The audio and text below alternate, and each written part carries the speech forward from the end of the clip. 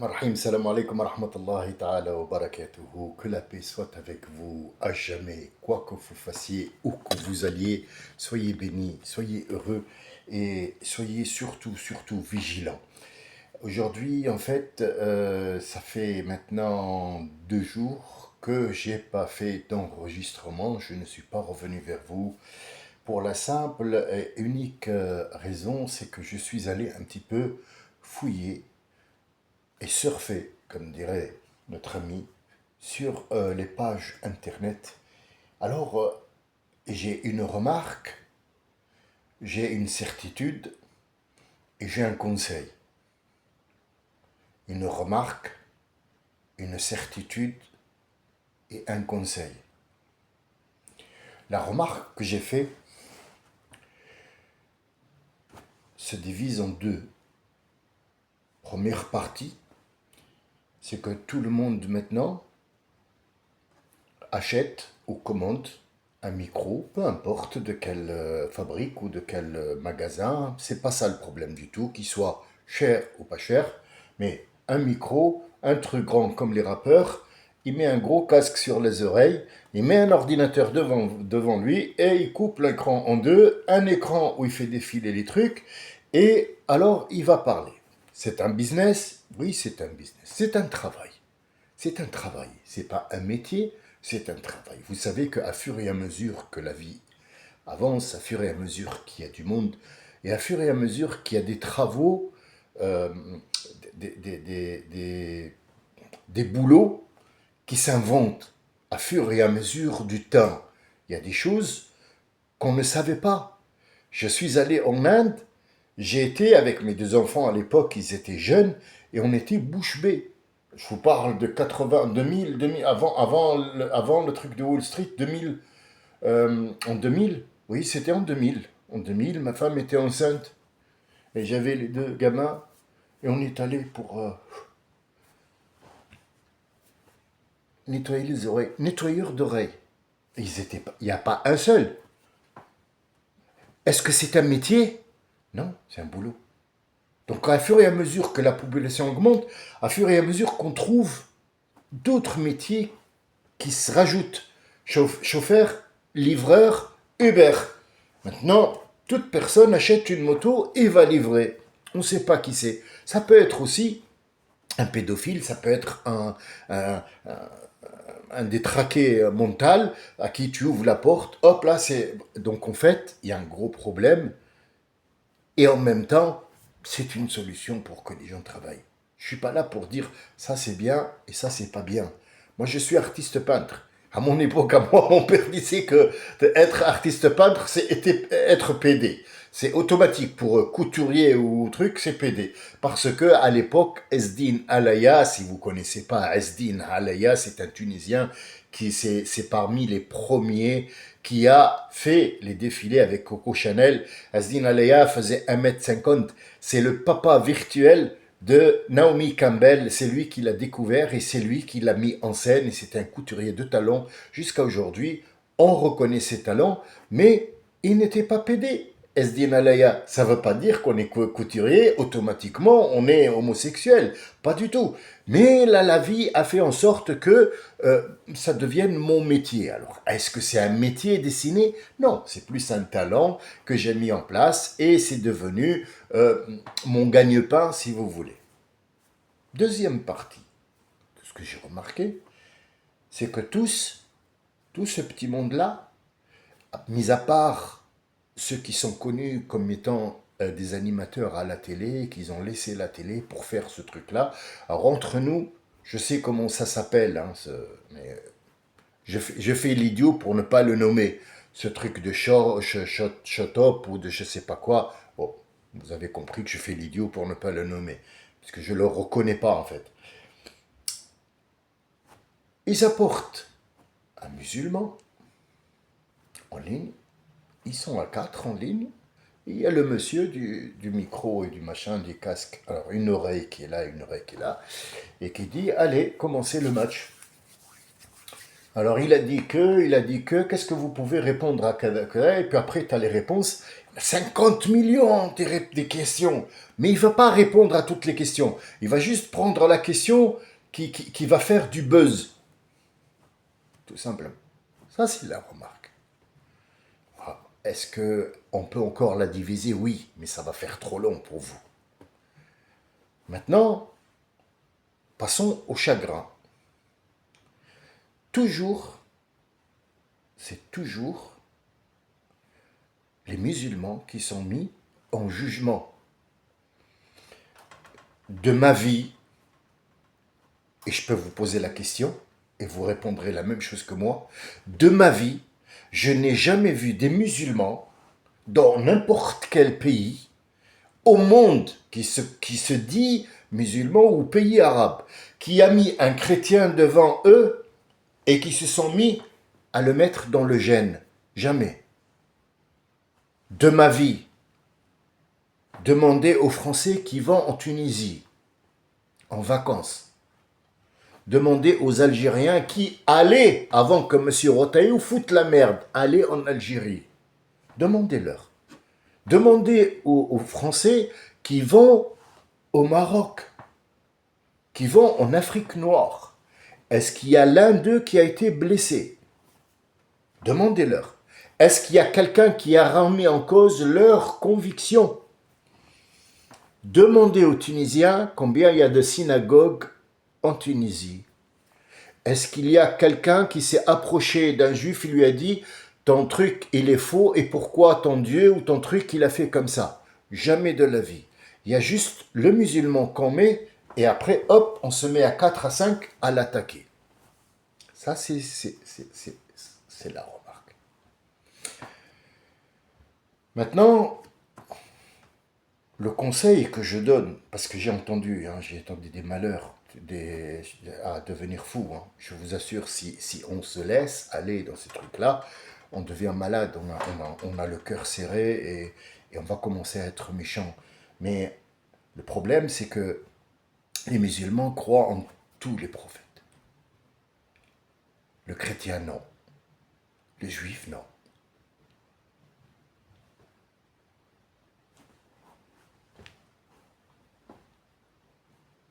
Ouvrons le truc de Pandore. Ouvrons-le et voyons voir les questions dans lesquelles ils mettent les musulmans dans le gène.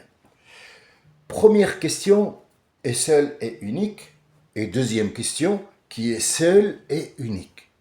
Ils ne rentreront jamais dans l'histoire de l'espace et de machin. Ils vont émettre des hypothèses et ne pas trop répondre.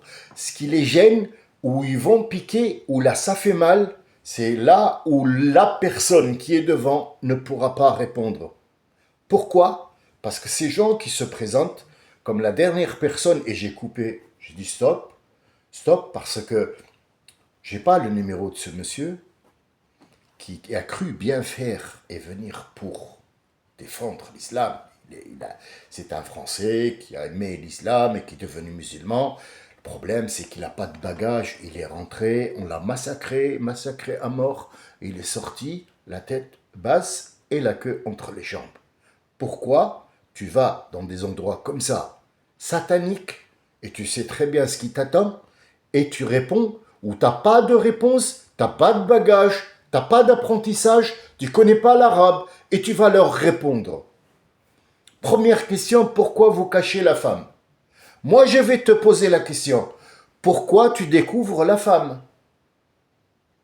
Pourquoi il y a des femmes qui ont 50, même pas 5 mm de tissu dans le cul et qui est nue? Pourquoi? Si tu me réponds à ça, moi je te répondrai à l'autre. Donc la réponse, c'est quoi? Elle est libre, et puis après c'est joli, puis les hommes, et puis on regarde, même les femmes, on regarde les corps des femmes. Moi, je vais te répondre maintenant pourquoi on nous couvre la femme. Parce que la femme, c'est pas un objet qu'on regarde, c'est pas un truc sexuel, et c'est pas une image, c'est une personne, c'est quelqu'un qui a de la valeur. Ma mère, Est-ce que tu voudrais que ta mère soit à poil, que les hommes regardent? Est-ce que tu veux que ta mère soit pélico? Est-ce que tu veux que ta mère soit pélico? Dis-moi, dis-moi. Est-ce que tu veux que ta mère fasse un film sexuel où on lui crache et on lui verse les trucs sur le visage devant les gens et elle est contente, elle a dit, oh c'est un film, c'est juste un film. Est-ce que tu le veux? Si tu le veux pas pour toi, pourquoi tu le veux pour les autres? Et qu'est-ce qui nous empêche de couvrir une femme quand toi tu la découvres? Pourquoi tu as le droit de découvrir toi une femme et moi j'ai pas le droit de couvrir une femme? Et qui t'a dit que c'est moi qui l'ai couvert? Beaucoup de questions. Toi tu m'as posé une, moi je t'en pose 5. Qui t'a dit, qui t'a annoncé, qui t'a apporté la conviction que c'est moi qui a imposé à ma femme de se couvrir? Qui te l'a dit? Quelques femmes? Et moi je vais te dire, ces quelques femmes-là ne représentent pas l'islam. Du tout. Elle est libre de s'habiller comme elle veut. Il y a eu de la mode. Coco Chanel a dit, c'est horrible, il n'y a pas plus moche Coco Chanel. Coco Chanel, elle a dit, il n'y a pas plus moche que les genoux d'une femme nue. Il n'y a pas plus moche. Coco Chanel. Hein, Coco? T'en veux encore des exemples comme ça? J'en ai plein. Mais la France à la Brigitte Bardot, est-ce que vous êtes allé à Saint-Tropez? Venez à Saint-Tropez. Venez, je vais vous montrer Brigitte Bardot, la première qui s'est dénudée. Il a dit, c'est pas grave parce que la femme doit se dénuder. Mais t'es un objet sexuel, c'est tout ce que tu es. Un objet sexuel. Et là, elle vit dans la merde des chiens jusqu'au cou. Venez voir. Venez voir où elle vit pieds nus. Je vous jure, il n'y a plus rien à voir. Est-ce que vous voulez ça? Nous, on ne le veut pas. Nous, on respecte la femme. La femme, elle est jolie. La femme, elle est attirante. La femme, elle est sexy. La femme, elle peut attirer l'attention des autres. Donc, elle est toujours en première ligne. Jusqu'à aujourd'hui, vous n'avez pas fait l'égalité de la paye des femmes hommes. Jusqu'à aujourd'hui, il y a des trucs français entre français et français, catholiques et catholiques, attention, écoutez bien, qui ont des propos sexistes contre la femme qui travaille avec lui dans le bureau jusqu'à aujourd'hui. Et jusqu'à aujourd'hui, ils ne respectent pas la femme. Et jusqu'à aujourd'hui, la femme est un objet de vente. Ils vendent avec un frigo, ils vendent avec une voiture. Dites-moi quel est le rapport entre une femme nue à côté d'une voiture que tu vends. Pourquoi la femme, elle est nue à côté? Je te dirai moi pourquoi je lui couvre. Deuxième chose qui m'a un petit peu gêné, sur lequel, quand tu n'as pas le savoir, faut pas aller pour qu'on te pose cette question, pour qu'on te mette dans le gêne. Votre prophète s'est marié avec une femme de 6 ans. Alors déjà, il faut arrêter les conneries. Il n'y a aucune fille de 6 ans qui peut être pénétrée, disons-le comme c'est. Une. Deuxièmement, une fille de 9 ans, c'est encore mieux que 6. C'est plus acceptable quand tu dis 9 ans. Alors, je vais vous dire tout de suite, elle n'avait pas 9 ans, et ce qu'on vous a rapporté, c'est des trucs que les Ottomans ont rapportés. La jeune fille qui s'appelle Aïcha a épousé le prophète, elle avait 12 ans, et il n'a pas touché cette fille jusqu'à ce qu'elle a été apte à comprendre ce qui lui arrive, et c'est elle qui raconte, c'est pas vous, c'est pas moi. Une. Deuxièmement, cette fille, elle a été promise pour le prophète qu'il a vu dans le rêve, qu'il a vu dans son intellect, à l'intérieur, dans son cerveau. C'est une image que Dieu lui a envoyée, lui a dit, celle-là c'est pour toi. Pourquoi il lui a donné aussi jeune, 12 ans? Je vais vous répondre après, est-ce qu'elle est jeune ou pas? Pourquoi il lui a donné aussi jeune? Parce qu'il lui a voulu faire un cadeau au prophète, alayhi salatu salam, lui donner une femme que personne n'a vue, personne n'a touchée et que personne n'a osé avoir des visions sur elle. Elle est propre, elle est saine. Vous ne disiez pas ça sur Marie. Marie, c'est la plus sainte des saintes. Et pourtant, vous avez dit qu'elle avait fait de l'adultère. Marie, Marie, la mère de Jésus, vous l'avez insultée. Alors, moi, personnellement, je ne doute pas que vous allez attaquer notre prophète, vous attaquez le vôtre. Donc c'est clair et net. Et entre parenthèses, Jésus est notre prophète aussi, et bien-aimé, qu'on aime. Marie, dans le Coran, Jésus, dans le Coran, sont élevés à un rang, t'as même pas idée. Et d'ailleurs, je vous souhaite un bon jeudi saint, et un vendredi saint, et un samedi saint aussi, et un dimanche d'ascension, que je vous souhaite d'ailleurs de fêter dans les règles de l'art. Je suis content pour vous, comme vous êtes pour moi content quand j'ai l'Aïd ou quoi que ce soit. Vous êtes content et vous nous faites des félicitations. Donc nous, on vous félicite pour vos fêtes qui pour vous sont des vérités. Pour nous, quelque part, peut-être qu'on n'est pas d'accord là-dessus. Donc, à quel âge scientifiquement prouvé, une fille peut être féconde? Non, non, n'allez pas chercher dans les histoires de Cendrillon. Scientifiquement prouvé. Allez aux scientifiques, aux docteurs et aux doctrines. Dites-leur à quel âge une fille peut être féconde. Ça, c'est une. Deuxièmement, dites-moi, est-ce qu'il y a une fille en 2025 qui a 11 ans et qui est vierge aujourd'hui? C'est une question que je pose. Dites-le moi. Celle qui est vierge, qu'est-ce qu'on lui fait, qu'est-ce qu'on lui dit? Qu'elle n'est pas acceptée dans le groupe, elle est rejetée. Pourquoi? Parce qu'elle n'est pas...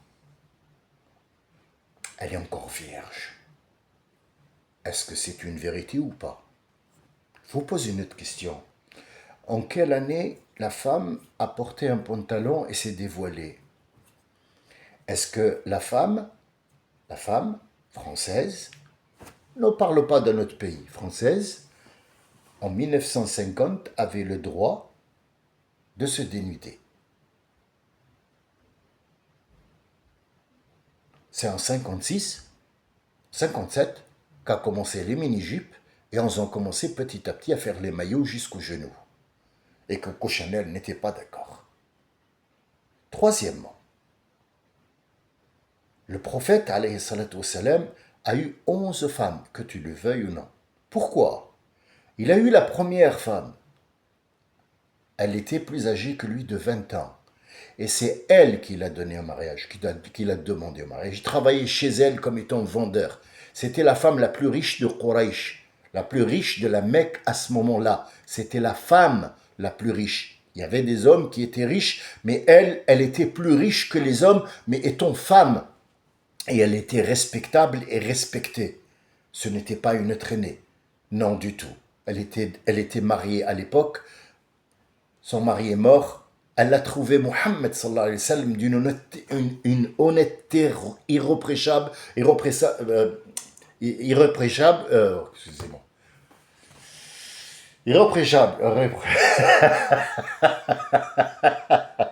Ouais, mais de temps en temps, vous voyez, quand ça sort pas, ça sort pas. Donc on ne pouvait pas reprocher au prophète quoi que ce soit à l'époque. Les gens de la Mecque ne pouvaient pas. C'est clair, c'est net et très précis. Excusez-moi, je suis comme ça. Il n'y a pas de... je m'en fous, c'est du direct, c'est comme ça. Bien, il y a des mots qui... Elle va apparaître tout à l'heure. Elle l'a demandé au mariage. C'est elle qui a envoyé une femme qui lui a dit que Khadija voulait absolument que ça et ça, parce qu'elle trouvait que sa fortune, elle ne pouvait faire confiance à personne, sauf toi. Il lui a dit, je vais réfléchir, et il a été conseillé par son oncle, et il a approuvé, et il s'est marié avec Khadija, qui lui a donné 4 filles, y compris Fatima. Elle est morte après 2 ans et demi. 2 ans et demi du message. Ça veut dire à 40 ans. À 40 ans. Pourquoi? C'est pas un homme ordinaire. Pourquoi? Il était beau, d'une famille honorable, c'était un prophète, c'est quelqu'un qui est promu, c'est l'élu, c'est l'irréprochable. Ah, vous voyez, elle est venue l'irréprochable. D'une famille noble. Il n'a pas trouvé une jeune fille. Pourquoi elle? Parce qu'elle avait de l'argent? Non. Parce que quand il va avoir le message, il aura besoin d'une femme et d'une mère. Ça, vous ne pouvez pas le comprendre. Vous savez pourquoi? Parce que vous cherchez l'époux, mais moi, je vous donne des informations. La deuxième, c'est pour l'honorer. Aucun homme n'a eu des intentions sur cette jeune fille. Donc, à peine elle aura l'appareil reproductif apte, et ils n'étaient pas comme nous. Une femme de 12 ans, une fille de 12 ans, était assez conséquente quand même. On est bien d'accord, jusqu'à aujourd'hui, dans les pays du Maghreb et machin, 11 ans, 12 ans, elle a quand même, il y a du monde au balcon. Hein? Faut dire les choses comme elles sont. Donc, deux. Troisièmement, c'était un cadeau pour le prophète. Il n'a pas à dire est-ce qu'elle était mariée, est-ce que quelqu'un l'a eu, est-ce que son copain ou pas copain, d'où elle vient d'une famille qui est propre, nette et très précise.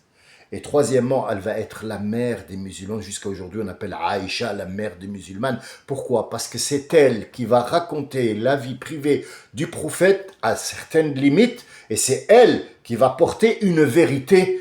Toutes les femmes autres, ce sont des cas sociaux que le prophète s'est marié avec pour donner un exemple à sa Ummah, pour donner un exemple à son peuple et au monde entier qu'une femme qui est mariée et qui est veuve et qui a des enfants, on ne la laisse pas dans la rue, on ne la laisse pas toute seule, mais on peut se marier avec et c'est honorable pour lui et ça fait une famille pour les enfants de dehors. Voilà ce qu'il nous montre. Voilà ce qu'il nous montre. Et sachez que dans l'au-delà, à part ces femmes qui vont le rejoindre, et aucune femme des prophètes, après sa mort, interdiction totale qu'un homme mette les yeux. C'était d'Allah Azzawajal. C'est un truc que Dieu a fait. Personne ne peut les regarder autrement. Il ne peut pas. Son cerveau s'arrête. Ikraman, ça veut dire par amour à son prophète. Et ça, c'est une réponse à l'arrache parce qu'il y a 22 minutes. Je ne peux pas leur répondre. Vous savez pourquoi? Je ne rentre pas dans leur jeu. Je ne rentre pas dans leur jeu. Mais sachez que tout ça, c'est véridique. Ils vont vous attaquer. Pourquoi tu couvres ta femme? Tu dois répondre pourquoi tu découvres ta femme. Ton prophète, il s'est marié avec une fille de 9 ans. 9 ans, c'est féconde. Qui a fait comme quoi la fille, elle est mineure ou pas à 15 ou 14 ou 17? C'est vous. C'est vous. Est-ce qu'il existe ça dans vos écrits avant? Est-ce qu'il écrit qu'il faut la marier à 16 ans? Que dit l'Église? Que dit l'Église? L'Église, jusqu'à aujourd'hui, vous accuse d'adultère. Les femmes qui ont été mariées, hommes ou femmes, qui ont été mariées et qui ont divorcé à la mairie, à l'Église, il est toujours marié avec cette femme parce que dans votre situation, il n'y a pas de divorce jusqu'à ce que la mort nous sépare. Or, l'islam est venu pour simplifier. Il a dit non. Non, elle a le droit de refaire sa vie. Il a le droit de refaire sa vie. Elle peut divorcer et elle a le droit de demander un divorce parce que c'est une femme qui est à la hauteur de cet homme. L'égalité homme-femme. Restez attentifs. Restez attentifs. Ne rentrez pas, et c'est le conseil du finish, ne rentrez pas dans des trucs où vous n'avez pas de réponse, parce que même si la réponse, elle est nickel, ils ne l'accepteront pas et ils feront le détour pour juste te narguer. Ne rentrez pas là-dedans. C'est Dieu qui le dit. وَلَا تَخُوضُوا مَعَهُمْ وَقُومُوا. Levez-vous quand il commence à parler de ça. Levez-vous jusqu'à ce qu'il rentre dans un autre sujet de conversation. Là, si vous le voulez et vous le désirez et que c'est important, vous pouvez revenir vous asseoir avec eux. Mais une fois qu'il commence à parler de ça, levez-vous et partez. Donc maintenant, je vais vous dire, levez-vous,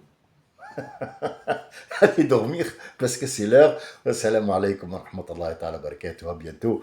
Si YouTube nous laisse tranquille.